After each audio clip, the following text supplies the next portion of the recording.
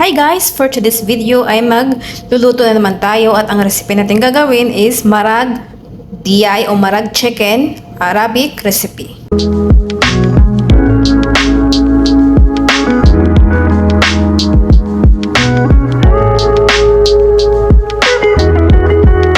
So ito yung manok. Kung nagtataka kayo kung manok ang bakit naging yellow siya, kasi binabad ko siya sa suka at saka yung curcum para mawala yung langsa.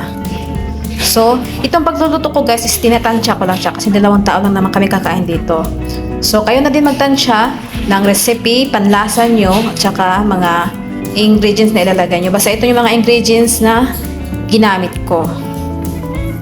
Ito onion, garlic, tapos Maggi cubes, chicken Maggi cubes, dry lemon, at saka paprika.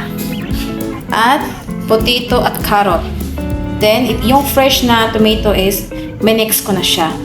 Pwede din hindi mo siya i-mix, nakasayo na yun. At ito yung mga spices guys na ginagamit ko. Yung iba naman, simple lang ginagamit nilang spices, pero sa akin madami. Para lalong sasarap yung marag chicken nyo. Ito, kailangan ko ng hell, yung cardamom powder, coriander powder, cinnamon powder, garlic powder, paprika powder, black pepper, cumin powder, at curry powder, at saka asin. Maglagay din kayo ng asin ha. So ngayon umpisa na natin guys. Mag-init ng kawali o kaldero, kung depende na yung kung saan kayo komportabling gusto gumamit ng pangluto nyo. Tapos lagay ng kunting mantika, at pag mainit na yung mantika, tsaka natin ilalagay yung onion at garlic. So ngayon ilalagay natin yung onion dito sa abroad guys. Ang inauna nilang pag gisa is yung onion.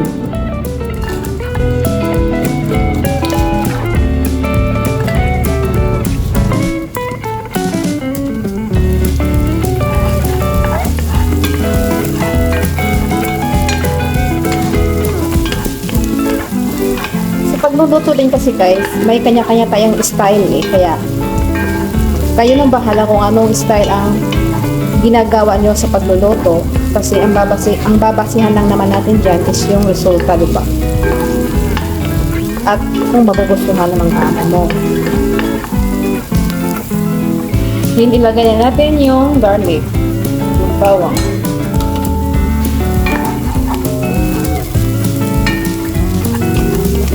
Kapag nag-golden brown na, then pag ganyan guys, lagay natin ito, tapos ito, mix mo lang siya. At pasensya na kayo guys kung maingay, kasi on ko na yung yung smoke namin, smoke inhaler, kumbaga yung pang umikot ng amoy uso. At pagkatapos guys, isamin natin yung manok.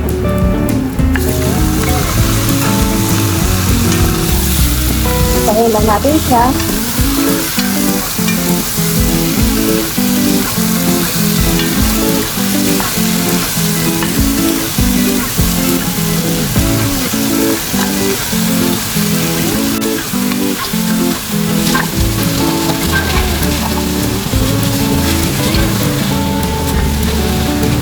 Ay, na siya lang back to back yung manok yan, para mawala talaga yung langsa. Mas maganda din guys, lagyan nyo ng luya, kasi yung luya kasi nakakatanggal yung langsa.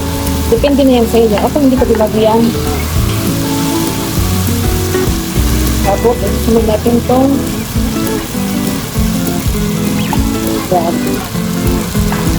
para sabay sila magluto.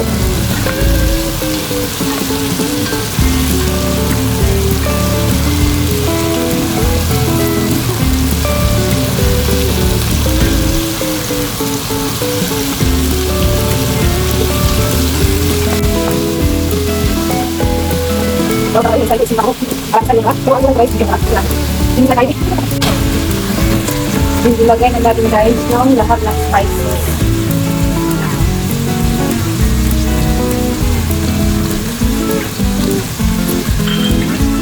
Ito lang.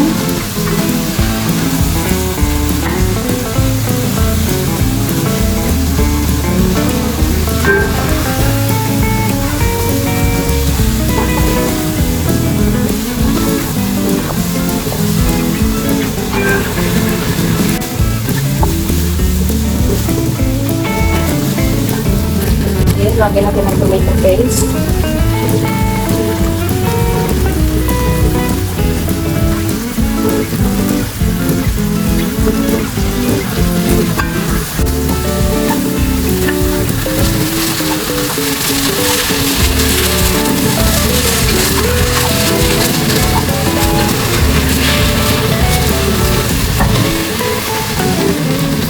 Then, lagyan natin yung mix natin ng fresh tomato. Then, mix lang.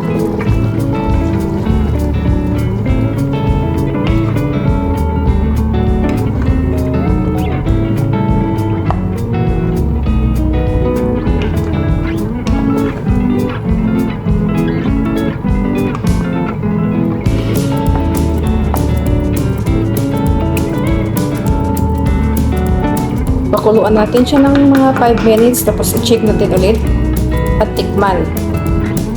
So, after 5 minutes, i-check natin guys.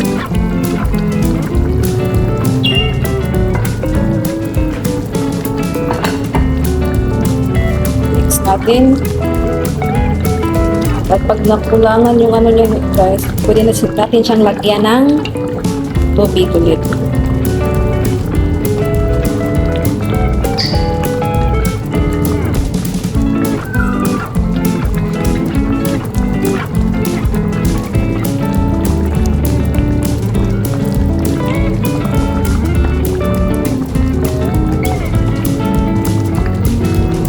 Takpan ulit natin guys. I-check ulit natin every 5 minutes. So ayan guys, i-check natin siya ulit at tapos i-mix natin.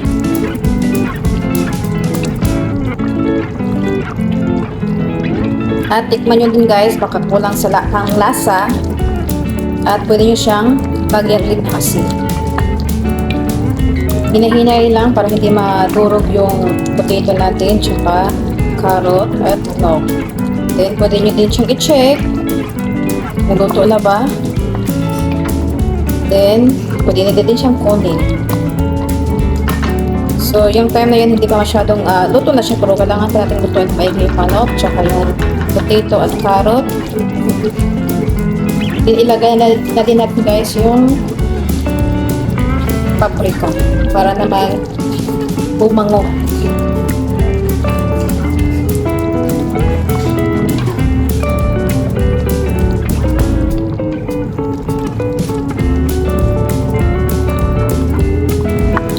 I-check natin siya guys kung luto na yung manok. Malambot na siya. Ito yung potato. Okay na din. Luto na din siya. At carrot.